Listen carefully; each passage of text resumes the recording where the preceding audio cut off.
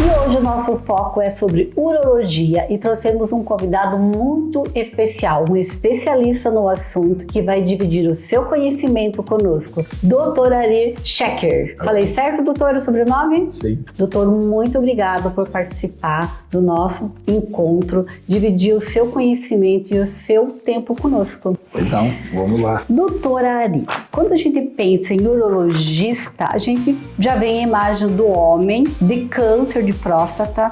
O urologista, ele só atende homem? Ele é um médico específico para homem? Não. O urologista é um médico que cuida e trata do aparelho urinário, né? Sendo da mulher, dos homens, dos adolescentes, das crianças. Então, o urologista trata do aparelho urinário. Só que no caso do homem, ele cuida também da próstata, dos testículos, do pênis. Então, essa é o diferencial, que essa outra parte é vista pelo ginecologista nas mulheres. E, doutora Ari, quando que a mulher percebe que realmente ela precisa de um urologista? A mulher tem que ir ao urologista quando ela tem algum problema no aparelho urinário, né? Se ela tem cálculo renal, se ela tem uma suspeita, por exemplo, de um tumor no aparelho urinário, seja ele nos rins, na bexiga, então, ou uma infecção urinária, um escape urinário, uma perda, uma incontinência. Então, o urologista trata dessas patologias e está habilitado a tratar, inclusive, da incontinência. Porque geralmente quando a mulher, ao tossir, ela perde xixi, tem corrimento, ela procura um gineco, né? É o que vem na cabeça da mulherada, né? O ginecologista trata também. Mas o correto seria... Não diria o correto. O urologista tem algumas técnicas que ele adota, o ginecologista tem outras técnicas. Como as mulheres fazem consultas de rotina com mais frequência do que os homens, os ginecologistas, quando vão fazer os exames ginecológicos, eles já observam se a bexiga tem uma inclinação ou se ela está um pouco mais baixa. Então, é uma patologia que o ginecologista consegue no dia a dia dele verificar com mais frequência. Mas o urologista também trata dessa parte, opera e segue a incontinência urinária também. Então seria um tratamento em conjunto, ginecologista mais urologista. Doutor, e mulher, ela tem muitas mulheres têm o problema de infecção urinária repetitiva. Nesse caso, que já vem repetindo, já tomou antibiótico, já tomou medicamento, ela deve procurar um urologista ou um ginecologista? Ela pode procurar os dois, mas o urologista, ele tem um foco no aparelho urinário. O ginecologista, ele cuida da parte mais ginecológica. Cuida também de infecção urinária, sim, mas a bexiga, normalmente,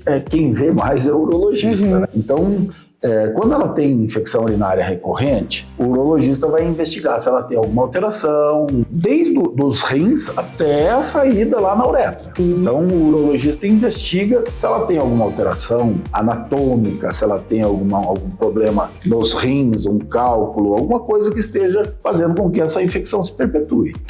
Doutora, e qual a importância da mulher fazer o exame preventivo com um urologista? Porque com o gineco a mulher faz, pelo menos uma vez ao ano. E com o urologista, há essa necessidade de fazer ou não?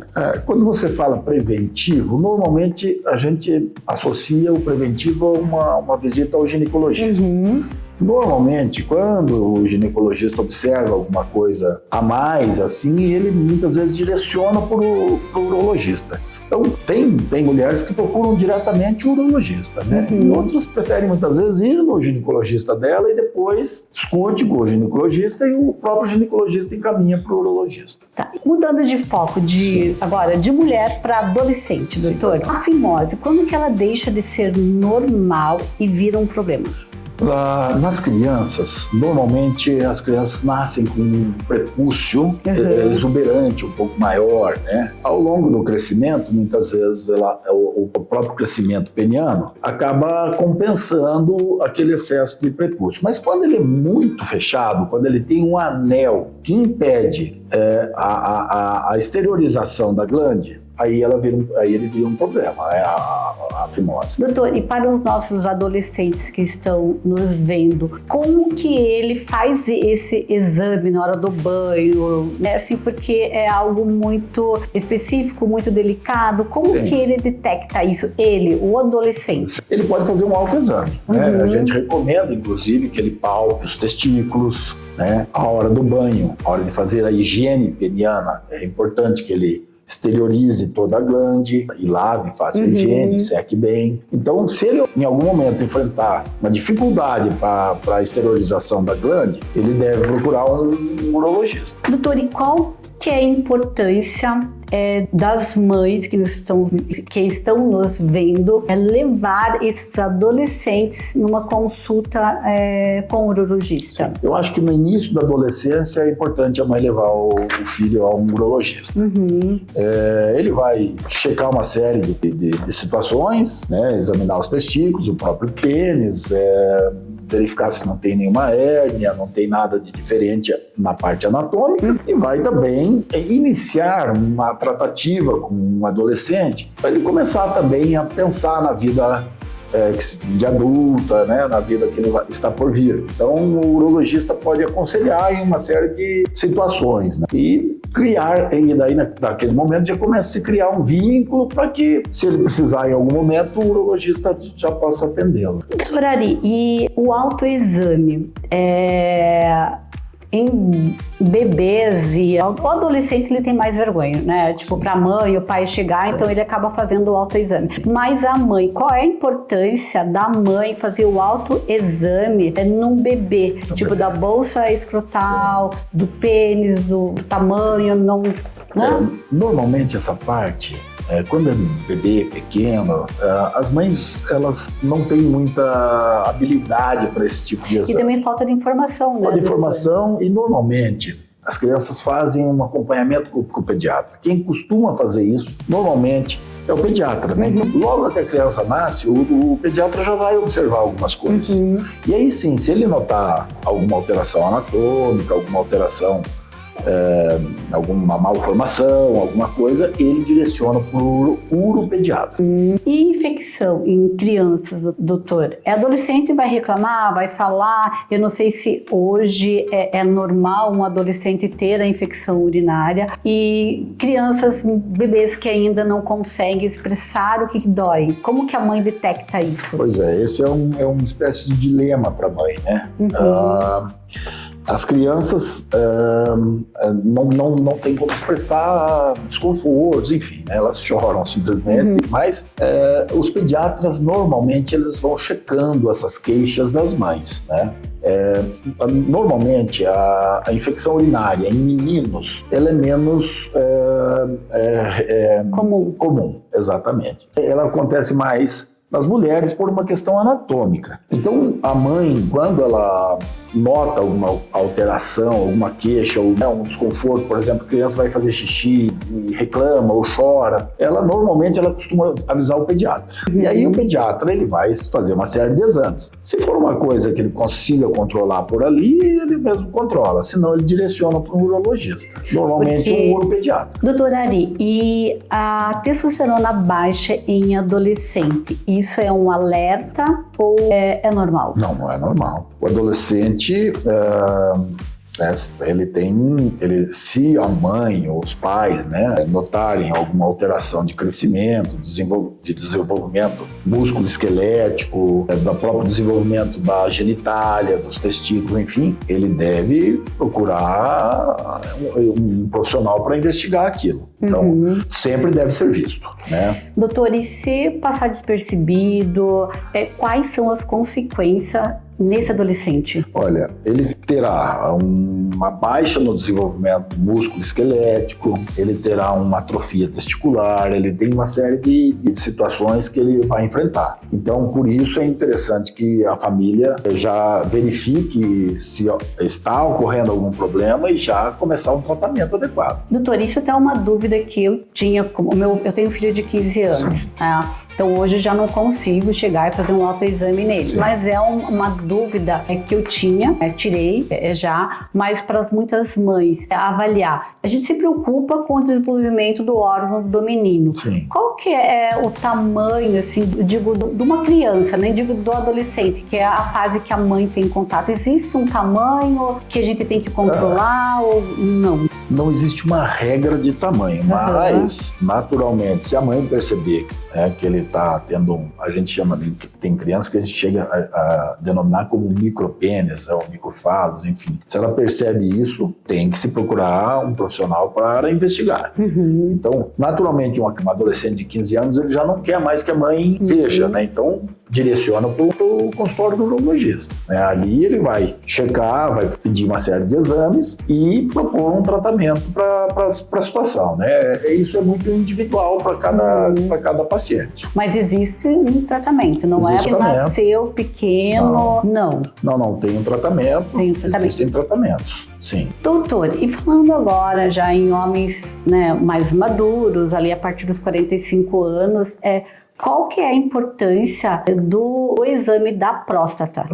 A próstata é o segundo câncer com maior prevalência nos homens, então eles devem, a partir dos 45, já começarem a verificar essa questão. Então eles são feitos exames, principalmente para rastreio, assim, é o PSA e o exame de toque, né? E aí isso vai sendo feito ano a ano, né? E junto com isso, uma observação clínica do próprio paciente. Então, o exame é periódico, daí depois dessa idade tem que ser feito anual. E um substitui o outro? Não. Tem que fazer sempre os dois. Doutora, e por que tanto medo dos homens, medo, preconceito, tabu, de fazer o exame do toque? Pois é, esse é um tabu de fato. É uma questão muitas vezes cultural, e aí os homens ficam ressabiados, mas isso tem diminuído bastante, viu?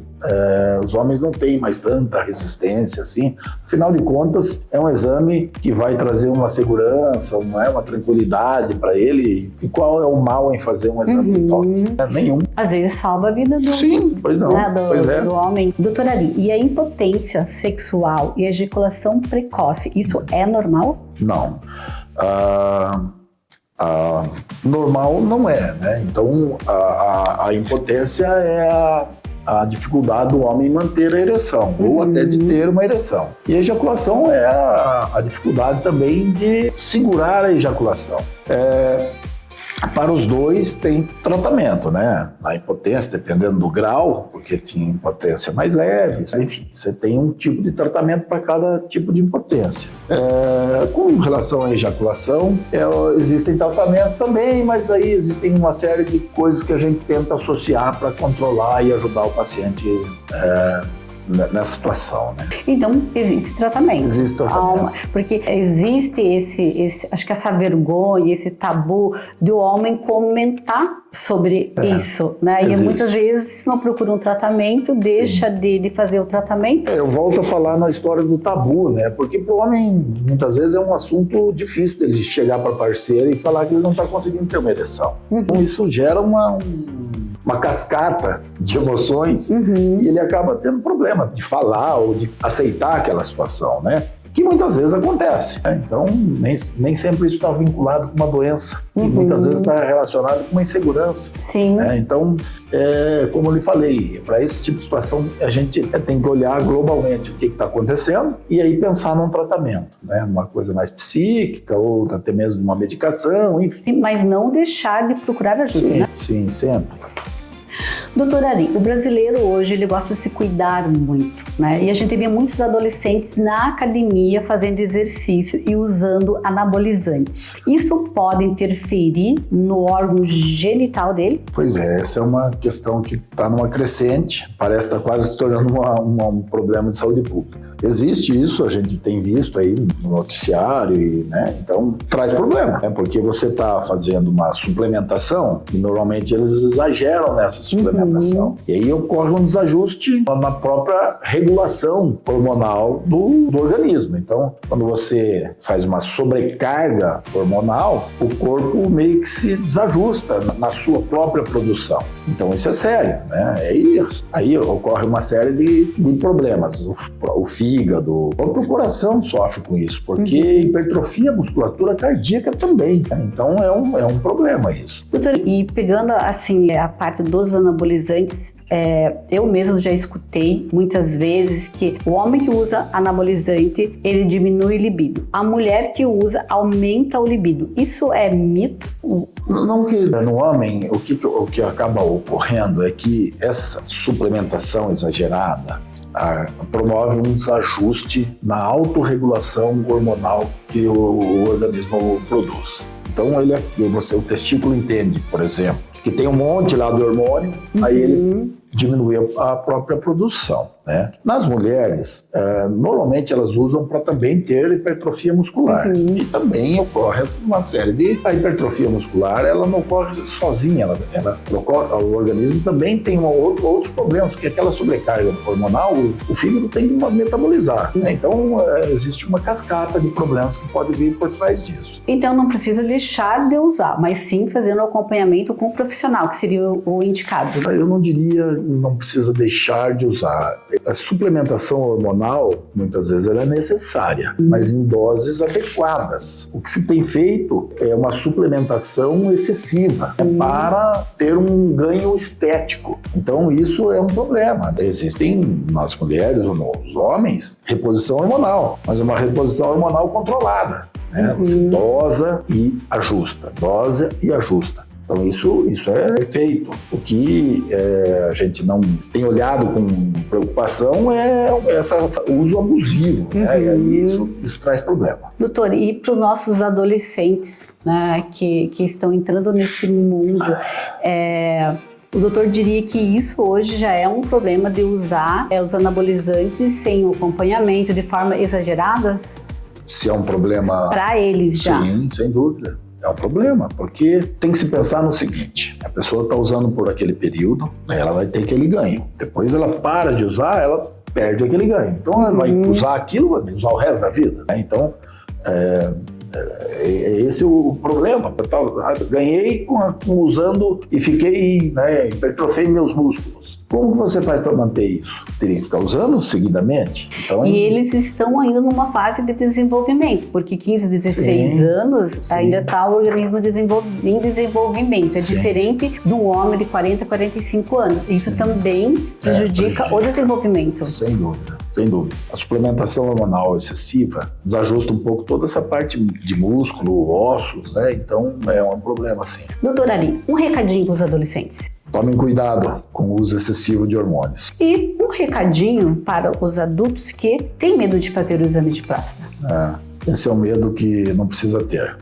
O exame que pode salvar a vida. É um exame simples, inócuo e que só vai ajudar ele não ter uma doença, ou pegar uma doença, ou deixar uma doença passar, e na hora que ele vai verificar aquilo já está avançado. Galera, olha quanta informação rica. Hoje, infelizmente, nosso tempo já deu, né?